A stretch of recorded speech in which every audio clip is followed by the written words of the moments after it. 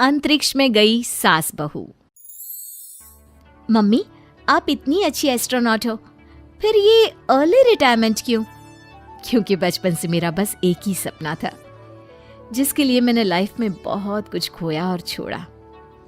लेकिन अब इस अर्ली रिटायरमेंट के जरिए मैं बस तुम दोनों के साथ और पास रहकर बिना किसी हड़बड़ी के जिंदगी जीना चाहती हूँ। सास की बात सुनकर काजल मुस्कुराकर चली जाती है।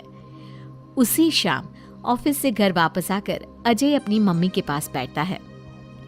मम्मी, क्या हमारी स्पेस ऑर्गेनाइजेशन कोई नया स्पेस मिशन प्लान कर रही है? क्या मिशन है, बताओ ना मम्मी। हे भगवान, शरीर इतना बड़ा हो गया लेकिन दिमाग आज भी बच्चों से गया गुजरा है। घर में आया नहीं कि सवाल शुरू। तो तुम जवाब दे दो ना। मैं क्या जवाब दूं? जैसे तुझे मेरे रिटायरमेंट के बारे में पता ही नहीं। इतने समय से तूने मुझे ऑफिस जाते हुए देखा क्या? फिर मुझे कैसे पता होगा? जा, तेरी पत्नी से पूछ, वो रोज ऑफिस जाती है। माँ की बात पर अजय आवाज लगाकर काजल को बुलाकर वही सवाल उससे भी पूछता है, पर काजल उसका कोई जवाब नहीं देती। और बोलो पत्नी से पूछने के लिए, मैडम जवाब ही नहीं दे रही। सवाल जायज हो तो जवाब मिलेगा ना, तुम्हें अच्छे से पता है। कॉन्फिडेंशियलिटी रूल्स के चलते हम किसी से भी ऑर्गेनाइजेशन और मिशन से रिलेटेड कोई बात नहीं कर सकते। वो तो पता है, लेकिन मुझसे भी छुपाने का मतलब समझ में नहीं आया। वो मम्मी, रिटायरमेंट एप्लीकेशन के बाद से आपने ऑफिस भी आना बंद कर दिया। सबको लगा कि अब आप इंटरेस्टेड नहीं होगी, इसलिए इन्फॉर्म नहीं किया। क्या तुम भी इस मिशन का हिस्सा हो? मैं ही इस मिशन की लीड साइंटिस्ट हूँ। ये हमारा अब तक का सबसे बड़ा और इम्पोर्टेंट मिशन है। अगर ये सक्सेसफुल हो गया तो दुनिया में हमारे नाम के साथ मेरा प्रमोशन भी पक्का है। काजल की बात सुनकर दोनों माँ बेटे हैरान रह जाते हैं, लेकिन फिर सब साथ मिलकर सेलिब्रेट करते हैं। अब दिन बीतने लगते हैं। काजल स्पेस मिशन के चलते पहले से ज्यादा बिजी हो जाती है और देर तक ऑफिस में समय बिताने लगती है।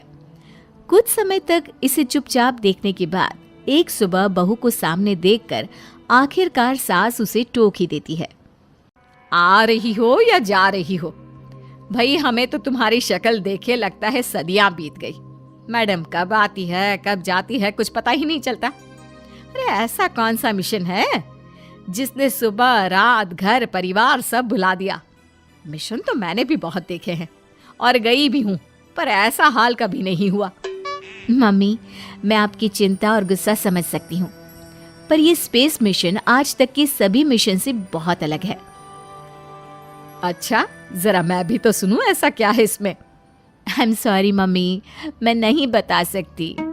भूलो मत, मैंने रिटायरमेंट अप्लाई किया है, लेकिन रिटायर होने में अभी 7 महीने बाकी है, जिसके हिसाब से मैं आज भी ऑर्गेनाइजेशन का हिस्सा हूँ। तो मुझे बताकर तुम कोई रूल नहीं तोड़ रही। मुझे सब याद है मम्मी, और मुझे ये भी पता है कि अगर आप साथ दें तो मिशन के लिए बहुत बड़ी मदद साबित होगी। पर सीनियर्स ने रूल बनाया है कि इस मिशन की इंफॉर्मेशन सिर्फ उन्हीं के पास होगी जो इसका पार्ट है, और मुझे तो उन्होंने खास अपने पास बुलाकर ये समझाया था।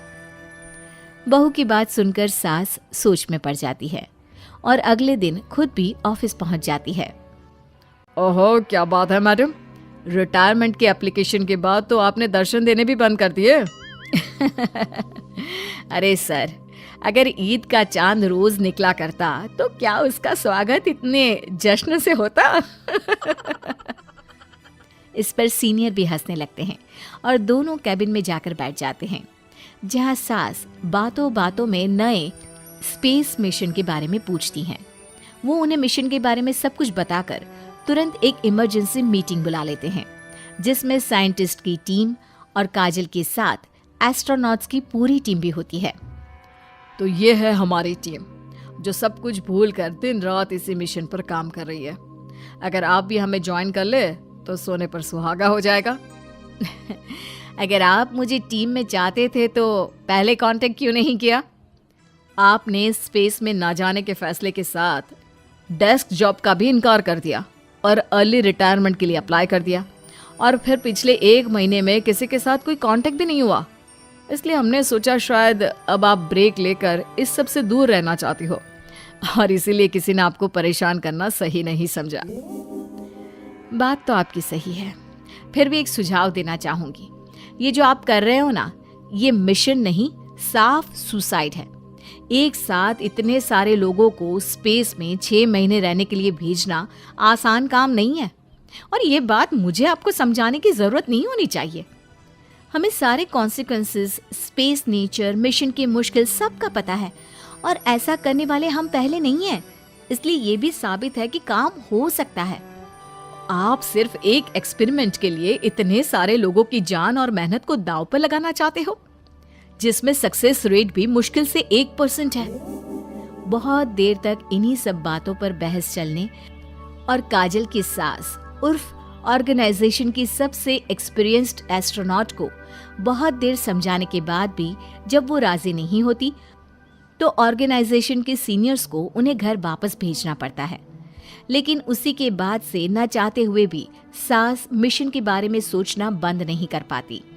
इसी तरह 1 हफ्ता बीत जाता है। माँ, जब घर में बैठकर भी मिशन के बारे में ही सोचना है, तो इससे अच्छा है कि वहां जाकर इस सोच के जरिए उनकी मदद ही कर दो।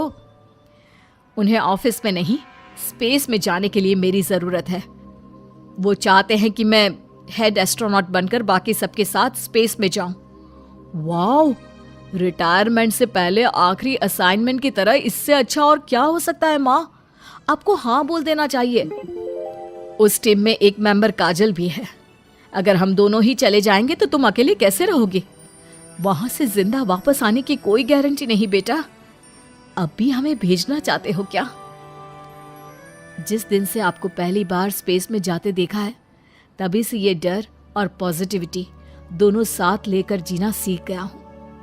आप जाओ माँ, मुझे पूरा भरोसा है आप दोनों वापस भी आओगे और देश के साथ मेरा नाम भी रोशन करोगे।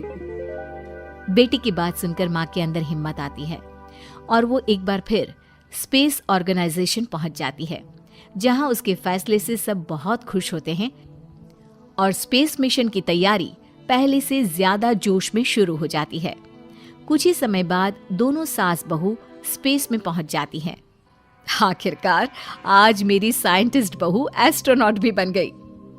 सिर्फ स्पेस सूट पहन लेने से कोई एस्ट्रोनॉट नहीं बन जाता। मैं साइंटिस्ट हूँ और उसी में खुश हूँ। अगर मिशन की रिक्वायरमेंट नहीं होती तो शायद कभी यहाँ आती भी नहीं।